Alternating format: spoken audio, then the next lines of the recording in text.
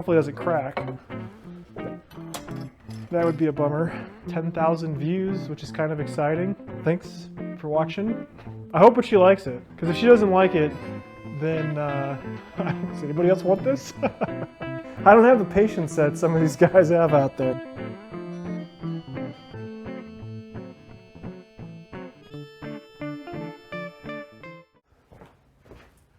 All right, so let's do kind of a quick recap right here from the last episode.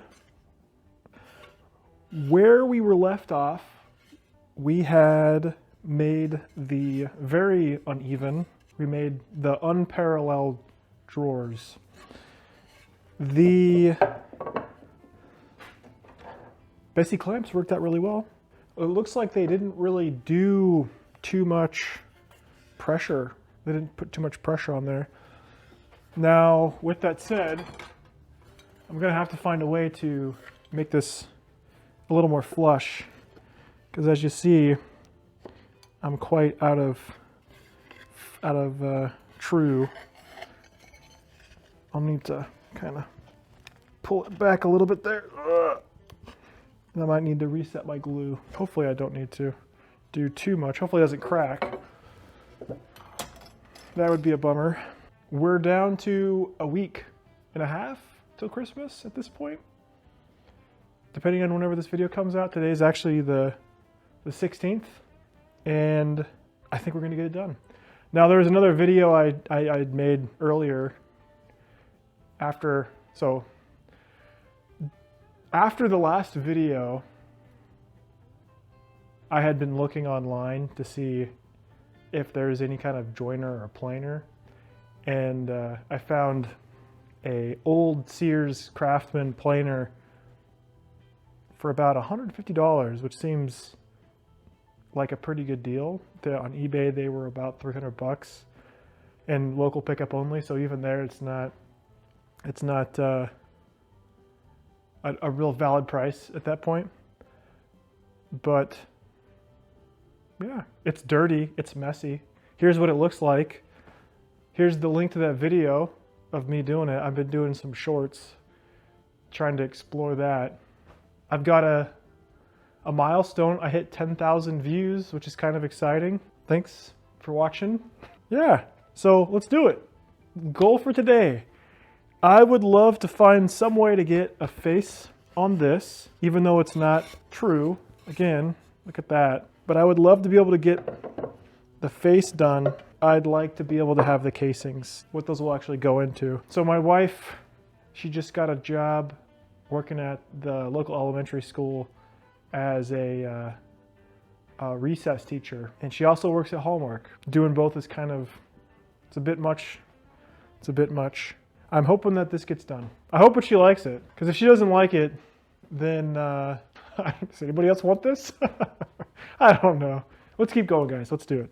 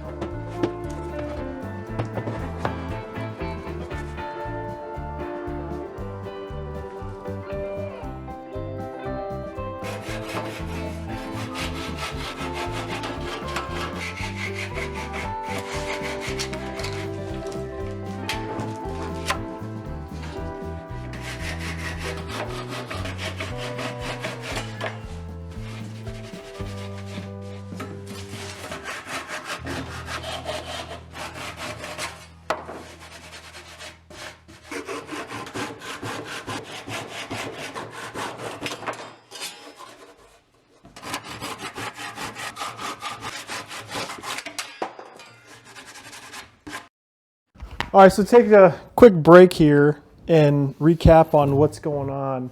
Some of the lessons I've learned from this so far. I first tried to use a chisel to first cut in and then chisel out, and I was having a really hard time doing that. I tried to drill the whole thing out entirely with my hand drill, and that was okay, but I wound up making the hole larger than I wanted to because I didn't angle the drill very well. And the last one, I think the one that I think that was most successful was drilling a hole in each corner, given some space, using a coping saw. I got this tool over here from Habitat for Humanity, this RBI Industries Scroll Saw. It's an expensive tool. I only paid $29 for it, so it helped. Like, if you've got one in your area, I recommend checking them out every now and then. So I've got this guy. The blade I don't have the right blade for it. I'm actually having a hard time finding the blade for the RBI Industries. I think it's a Hawks product. I'm not 100%. And I tried to,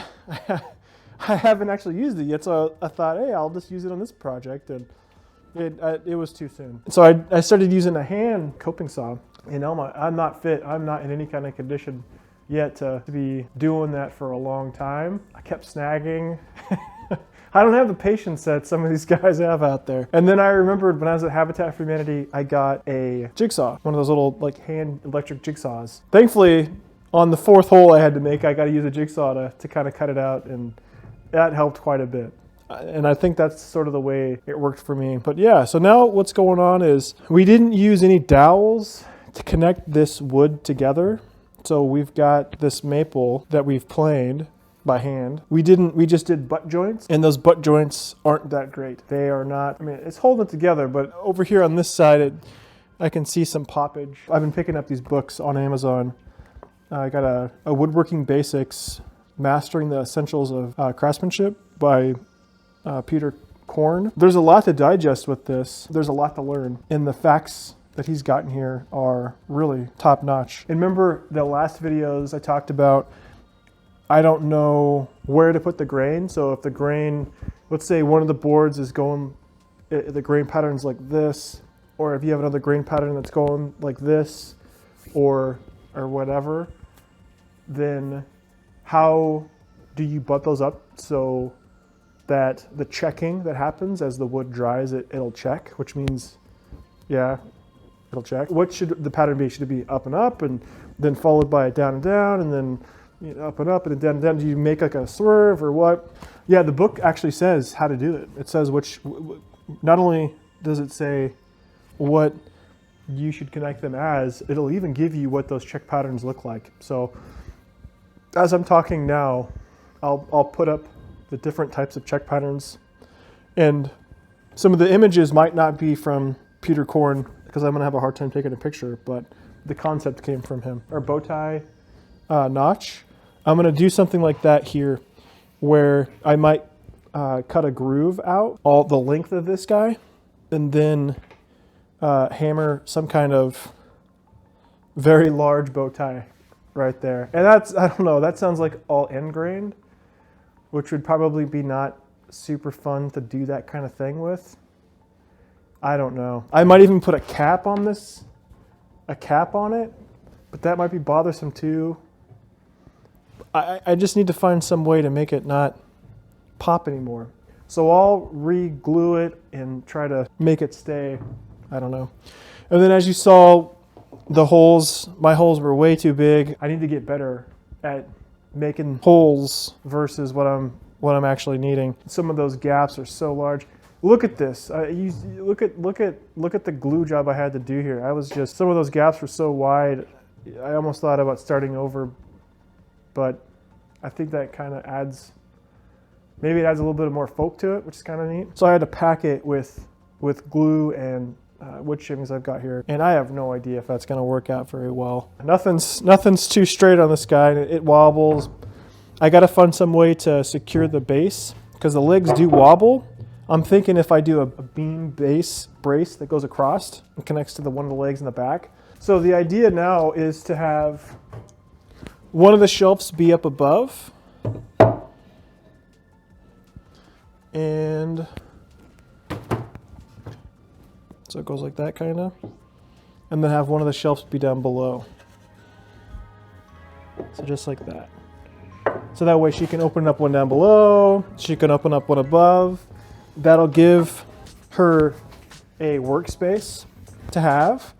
But then when she's working with something, she can, let's say she's working with a hot iron, she can stick it up here to rest. Concept is to have one of these be the fascia and it'll completely kind of close it. So if she wants to open it, it goes like this. And when she's done, it sits flat. And it'll be kind of, maybe not, it'll be flat with these, but it'll be recessed from the edge. I think it's kind of cool. I think it'll give a little bit of style. It's not too funky, I don't think. There's a lot of work. There's a lot of work that needs to be done.